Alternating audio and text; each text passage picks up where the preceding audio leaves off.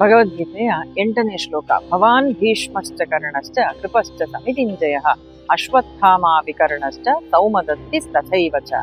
ಇಲ್ಲಿ ದುರ್ಯೋಧನ ತನ್ನ ಪಕ್ಷದ ಪ್ರಮುಖರ ಹೆಸರುಗಳನ್ನು ಮತ್ತೆ ದ್ರೋಣಾಚಾರ್ಯರ ಮುಂದೆ ತಾನು ಹೇಳ್ತಾನೆ. ಇಷ್ಟು ಹೊತ್ತು ಪಾಂಡವ ಪಕ್ಷದ ವೀರರ ಹೆಸರುಗಳನ್ನು ಹೇಳಿದ, ಈಗ ತನ್ನ ಪಕ್ಷದಲ್ಲಿ ಯಾರೆಲ್ಲ ಇದ್ದಾರೆ ಅಂತ. ಭವಾನ್ ನೀವಿದ್ದೀರಿ, ಭೀಷ್ಮರಿದ್ದಾರೆ, ಅಲ್ಲದೆ ಕರ್ಣನಿದ್ದಾನೆ, ಹಾಗೂ ಯುದ್ಧದಲ್ಲಿ ಬಹಳ ಪರಾಕ್ರಮವನ್ನು ತೋರುವಂತಹ ಕೃಪಾಚಾರ್ಯರಿದ್ದಾರೆ, ಅಶ್ವತ್ಥಾಮನಿದ್ದಾನೆ, ನನ್ನ ತಮ್ಮನಾದಂತಹ ವಿಕರ್ಣನಿದ್ದಾನೆ, ಹಾಗೂ ಬಾಹ್ಲೀಕ ದೇಶದ ರಾಜನಾದ ಸೋಮದತ್ತನ ಮಗ ಸೌಮದತ್ತಿ ಅಂದ್ರೆ ಭೂರಿಶ್ರವಸ್ಸು ಇದ್ದಾನೆ ಅಂತ ದುರ್ಯೋಧನ ಹೇಳ್ತಾನೆ. ಇವರೆಲ್ಲರನ್ನೂ ಕೂಡ ಹೇಳ್ತಾ ಪರಿಚಯ ಮಾಡ್ತಾ ದುರ್ಯೋಧನ ತನ್ನ ಮನದಲ್ಲಿದ್ದಂತಹ ಇನ್ನೂ ಹೆಚ್ಚಿನ ಆತಂಕವನ್ನು ದುಗುಡವನ್ನು ತೋರಿಸಿಕೊಳ್ತಾ ಇದ್ದಾನೆ. ಯಾಕೆ ಇಷ್ಟೋ ಜನರ ಹೆಸರನ್ನು ಹೇಳಿದ್ದಾನೆ ಅಂದ್ರೆ, ದುರ್ಯೋಧನನಿಗೆ ಇವರೆಲ್ಲರೂ ನನ್ನ ಪಕ್ಷದಲ್ಲಿ ಹೋರಾಡಿಯಾರೋ, ನನಗೆ ವಿಜಯವನ್ನು ಇವರು ತಂದುಕೊಟ್ಟಾರೋ ಅನ್ನುವಂತ ಒಂದು ಸಂಶಯ ಉಂಟು. ಹಾಗಾಗಿ ಇವರೆಲ್ಲರ ಹೆಸರನ್ನು ಹೇಳಿದ. ಪ್ರಮುಖ 7 ಜನರ ಹೆಸರನ್ನು ತಾನು ಹೇಳ್ತಾನೆ ಈ ಶ್ಲೋಕದಲ್ಲಿ. ಮೊದಲನೆಯದಾಗಿ ದ್ರೋಣಾಚಾರ್ಯರ ಹೆಸರನ್ನು ಹೇಳಿದ, ಭವಾನ್ ಅಂತ. ದ್ರೋಣಾಚಾರ್ಯರಿಗೆ ನಾವು ಸೇನಾಧಿಪತಿ ಆಗಬೇಕು, ನನಗೆ ಸೇನಾಧಿಪತಿ ಪಟ್ಟ ಸಿಗಬೇಕು ಅಂತ ಹೇಳುವಂತದ್ದೊಂದು ಆಶೆ ಇತ್ತು, ಇಚ್ಛೆ ಇತ್ತು. ಭೀಷ್ಮರಿಗೆ ಸಮಕಾಲೀನರು ಅವರು ಕೂಡ, ಆದ್ರೆ ಅವರಿಗೆ ಅದು ಸಿಕ್ಕಿಲ್ಲ. ಹಾಗಾಗಿ ಅವರನ್ನು ಸಮಾಧಾನ ಪಡಿಸುವ ಉದ್ದೇಶವೂ ಆಯಿತು. ಹಾಗಾಗಿ ಈ ಕೌರವ ಪಕ್ಷದ ಪ್ರಮುಖರಲ್ಲಿ ಪ್ರಥಮ ಹೆಸರನ್ನು ಅವನು ಹೇಳಿದ್ದು ದ್ರೋಣಾಚಾರ್ಯರದ್ದು. ಆ ನಂತರ ಭೀಷ್ಮರನ್ನು ಹೇಳಿದ್ದಾನೆ. ಭೀಷ್ಮರ ಮೇಲೂ ಇವನಿಗೆ ಪೂರ್ತಿಯಾಗಿ ವಿಶ್ವಾಸ ಇಲ್ಲ. ಯಾಕಂದ್ರೆ ಭೀಷ್ಮರು ಪಾಂಡವ ಪಕ್ಷಪಾತಿಗಳು ಅಂತ ಇವನಿಗೆ ಗೊತ್ತುಂಟು. ದ್ರೋಣರೂ ಅಷ್ಟೇ, ಕೌರವರಿಗೂ ಪಾಂಡವರಿಗೂ ಇಬ್ಬರಿಗೂ ಕೂಡ ಗುರುಗಳಾಗಿದ್ದವರು. ನನ್ನ ಪಕ್ಷದಲ್ಲಿ ನಿರ್ವಂಚನೆಯಿಂದ ಹೋರಾಡ್ತಾರೆ ಅಂತ ಇವನಿಗೆ ವಿಶ್ವಾಸ ಇಲ್ಲ. ಭೀಷ್ಮರ ಬಗ್ಗೆನೂ ಇಲ್ಲ. ಭೀಷ್ಮರನ್ನು ಮುದುಕಾಂತ್ಲೇ ಕರೀತಿದ್ದವನು ದುರ್ಯೋಧನ. 800 ವರ್ಷಗಳಾಗಿತ್ತು ಭೀಷ್ಮಾಚಾರ್ಯರಿಗೆ ಈ ಯುದ್ಧದ ಸಂದರ್ಭದಲ್ಲಿ. ಇವರು ನನಗೆ ಗೆಲುವು ತಂದು ಕೊಟ್ಟಾರಾ? ವಿಶ್ವಾಸ ಇಲ್ಲ ಇವನು. ಇನ್ನು ಮೂರನೇವನಾಗಿ ಅವನು ಹೆಸರಿಸುವಂಥದ್ದು ಕರ್ಣನ ಬಗ್ಗೆ ದುರ್ಯೋಧನನಿಗೆ ಬಹಳ ವಿಶ್ವಾಸ, ಬಹಳ ಪ್ರೀತಿ, ನಂಬಿಕೆ ಎಲ್ಲವೂ ಇತ್ತು ಅವನ ಶೌರ್ಯವನ್ನು ನೋಡಿ. ಹಾಗಾಗಿಯೇ ಅವನಲ್ಲೇನು ಕೇವಲ ಪ್ರೀತಿಯಿಂದ ಮಾತ್ರ ಸ್ನೇಹ ಮಾಡಿಕೊಂಡದ್ದಲ್ಲ, ಅವನ ಪರಾಕ್ರಮವನ್ನು ನೋಡಿ ಇವನನ್ನು ಪಾಂಡವರ ವಿರುದ್ಧ ಯುದ್ಧಕ್ಕಾಗಿ ನಾನು ಬಳಸಿಕೊಳ್ತೇನೆ ಅಂತ ತಾನು ಅವನ ಸ್ನೇಹವನ್ನು ಮಾಡಿದವನು ದುರ್ಯೋಧನ. ಆದ್ರೆ ಈ ಕರ್ಣನಾದ್ರೂ ಪರಶುರಾಮರ ಬಳಿಗೆ ಹೋಗಿ ಸುಳ್ಳು ಹೇಳಿ ವಿದ್ಯೆಯನ್ನು ಕಲಿತು ಕೊನೆಗೆ ಶಪ್ತನಾಗಿ ಬಂದಿದ್ದ. ಯಾವಾಗ ನೀನು ನಿನ್ನ ವೈರಿ ಎದುರಿಗೆ ನಿಂತುಕೊಳ್ತಾನೋ ಆವಾಗ ನಿನ್ನ ವಿದ್ಯೆ ಎಲ್ಲವೂ ಮರೆತು ಹೋಗ್ಲಿ ಅಂತ ಪರಶುರಾಮರು ಶಾಪ ಕೊಟ್ಟಿದ್ರು ಕರ್ಣನಿಗೆ. ಇಂತಹ ಕರ್ಣನನ್ನು ಹೇಗೆ ನಾನು ನಂಬುವುದು ಅಂತ ಆತಂಕ ದುರ್ಯೋಧನನಲ್ಲಿ. ಅಲ್ಲದೆ ಯುದ್ಧಕ್ಕೆ ಹಿಂದಿನ ದಿನ ತಾನು ಭೀಷ್ಮಾಚಾರ್ಯರ ಜೊತೆಯಲ್ಲಿ ಜಗಳಾಡಿದ್ದಾನೆ. ಭೀಷ್ಮಾಚಾರ್ಯರು ಯುದ್ಧಕ್ಕೆ ಸಕಲ ಸಿದ್ಧತೆಗಳನ್ನು ಮಾಡಿಕೊಳ್ತಾ ಇರುವಾಗ, ಅವರು ಯುದ್ಧದ ಸೇನಾಧಿಪತಿ, ಸಕಲ ತಯಾರಿಗಳನ್ನು ಮಾಡುವಾಗ, ಎಲ್ಲ ಅತಿರಥ ಮಹಾರಥರ ಪಟ್ಟಿಯನ್ನು ಸಿದ್ಧ ಮಾಡುವಾಗ ಕರ್ಣನನ್ನು ಅತಿರಥ ಅಂತಲೂ ಪರಿಗಣಿಸಲಿಲ್ಲ, ಮಹಾರಥ ಅಂತಲೂ ಪರಿಗಣಿಸದೆ ಅರ್ಧರಥ ಅಂತ ಕರೆದು ಬಿಟ್ರು.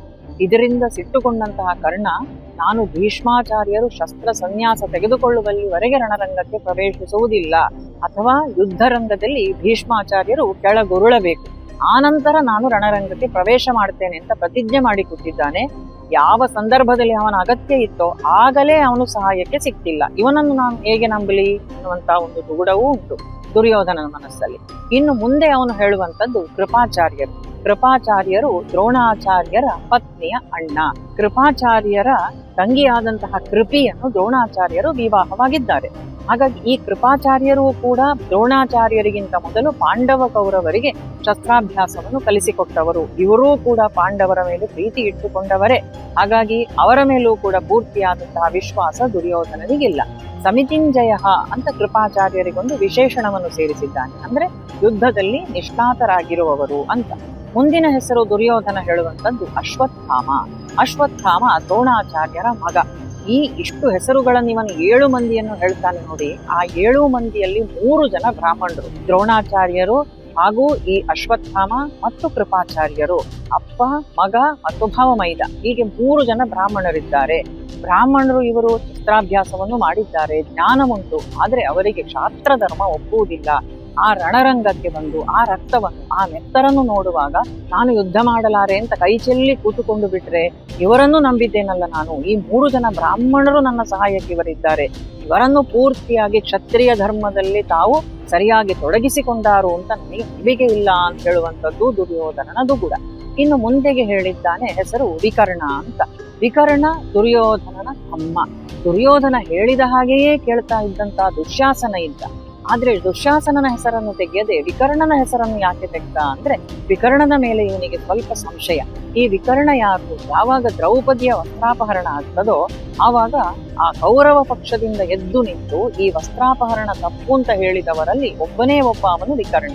ಇವನೇನು ಒಳ್ಳೆಯವನು ಅಂತಲ್ಲ, ಡಾಂಭಿಕತನ ಪ್ರದರ್ಶಿಸ್ತಾ ಇದ್ದಾನೆ. ಆಗಾಗ ನಾನು ಒಳ್ಳೆಯವನು ಅಂತ ಹೇಳುವಂತಹ ರೀತಿಯಾದಂತಹ ವರ್ತನೆಯನ್ನು ಮಾಡ್ತಾನೆ. ಆದ್ರೆ ದುರ್ಯೋಧನನಿಗೆ ಭಯ, ಇವನು ಎಲ್ಲಿ ಅಗತ್ಯ ಇರುವಂತಹ ಸಂದರ್ಭದಲ್ಲಿ ಪಾಂಡವ ಪಕ್ಷ ವಹಿಸಿ ಬಿಡ್ತಾನೋ ಅಂತ ಹೇಳುವಂತಹ ಒಂದು ಭಯ ದುರ್ಯೋಧನನ ಮನಸ್ಸಲ್ಲಿ. ಇನ್ನು ಮುಂದಿನ ಹೆಸರು ಅವನು ಹೇಳುವಂತದ್ದು ಸೌಮದತ್ತಿ ಅಂತ. ಈ ಸೌಮದತ್ತಿ ಬಾಹ್ಲೀಕ ದೇಶದ ರಾಜನಾದಂತಹ ಸೋಮದತ್ತನ ಮಗ ಸೌಮದತ್ತಿ ಅಂತ ಕರೀತಾರೆ. ಅವನ ಹೆಸರು ಭೂರಿಶ್ರವಸ್ಸು. ಈ ಭೂರಿಶ್ರವಸ್ಸು ಇತ್ತ ಕಡೆ ಕೌರವ ಪಕ್ಷದಲ್ಲಿದ್ರೆ ಅತ್ತ ಕಡೆ ಪಾಂಡವ ಪಕ್ಷದಲ್ಲಿ ಸಾತ್ಯಕಿ ಇದ್ದಾನೆ. ಇವರಿಬ್ಬರ ಮಧ್ಯದಲ್ಲಿ ಒಂದು ನಂಟು ಉಂಟು. ಏನು ನಂಟು ಅಂದ್ರೆ ಸಾತ್ಯಕಿಯ ಅಜ್ಜ ಒಬ್ಬ ಶಿನಿ ಅಂತ ಹೇಳುವಂತವನು ಇರ್ತಾನೆ. ಆ ಶಿನಿಗೂ ಅದೇ ರೀತಿಯಾಗಿ ಈ ಭೂರಿಶ್ರವಸ್ಸಿನ ತಂದೆಯಾದಂತಹ ಸೋಮದತ್ತನಿಗೂ ಯಾವುದೇ ಕಾರಣದಿಂದ ವೈಷಮ್ಯ, ಮನಸ್ತಾಪ. ಈ ಶಿನಿಯ ವಂಶದವರೆಲ್ಲರನ್ನೂ ಕೂಡ ನಿರ್ನಾಮ ಮಾಡ್ತೇನೆ ಅಂತ ಹೇಳಿ ಆ ಸಾತ್ಯಕಿ ಮುಂತಾದವರನ್ನು ವಧಿಸುವುದಕ್ಕಾಗಿಯೇ ಭೂರಿಶ್ರವನನ್ನು ಪಡೆದವನು ಸೋಮದತ್ತ.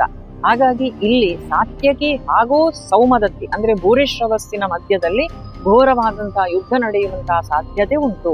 ಸಾತ್ಯಕಿ ಮಹಾಪರಾಕ್ರಮಿ, ಭೂರಿಶ್ರವಸ್ಸಿಗಿಂತಲೂ ಹೆಚ್ಚಿನ ಪರಾಕ್ರಮಿ ಸಾತ್ಯಕಿ. ಯಾಕಂದ್ರೆ ಅರ್ಜುನನಿಂದ ಶಸ್ತ್ರಾಭ್ಯಾಸವನ್ನು ಕಲಿತವನು. ಹಾಗಾಗಿ ಇಲ್ಲಿ ಇವರಿಬ್ಬರ ಘೋರವಾದ ಯುದ್ಧ ನಡೆಯುವ ಸಾಧ್ಯತೆ ಉಂಟು. ಭೂರಿಶ್ರವಸ್ಸು ಉಳಿತಾನೋ ಇಲ್ವೋ ಅಂತ ಹೇಳುವಂತಹ ಧೈರ್ಯ ದುರ್ಯೋಧನನಿಗೆ ಇಲ್ಲ. ಆ ಮುಂದೆ ಯುದ್ಧದಲ್ಲಿ ಆಗುವುದು ಅದೇ, ಸಾತ್ಯಕಿಯ ಕೈಯಿಂದಲೇ ಭೂರಿಶ್ರವಸ್ಸು ವಧಿಸಲ್ಪಡ್ತಾನೆ. ಹೀಗೆ ಯಾರೆಲ್ಲ ಈ 7 ಜನರನ್ನು ಹೇಳಿದ್ದಾನೋ ದುರ್ಯೋಧನ, ಇವರೆಲ್ಲರನ್ನೂ ನಂಬಿಕೊಂಡು ನಾನು ಯುದ್ಧದಲ್ಲಿ ತೊಡಗಿಸಿಕೊಂಡಿದ್ದೇನೆ. 7 ಪ್ರಮುಖ ವೀರರಿದ್ದಾರೆ, ಆದ್ರೆ ಇವರು ನನಗೆ ಗೆಲುವು ತಂದು ಕೊಡ್ತಾರೋ ಕೊಡುವುದಿಲ್ವೋ ಪೂರ್ತಿಯಾಗಿ ವಿಶ್ವಾಸ ಇಲ್ಲ ನನಗೆ ಅಂತ ಹೇಳುವಂಥದ್ದು ದುರ್ಯೋಧನನ ಮನಸ್ಸಿನ ಆತಂಕ. ಇದು ಈ 8ನೇ ಶ್ಲೋಕದ ಸಾರಾಂಶ. ಶುಭವಾಗಿ. ಶ್ರೀ ಕೃಷ್ಣಾರ್ಪಣಮಸ್ತು.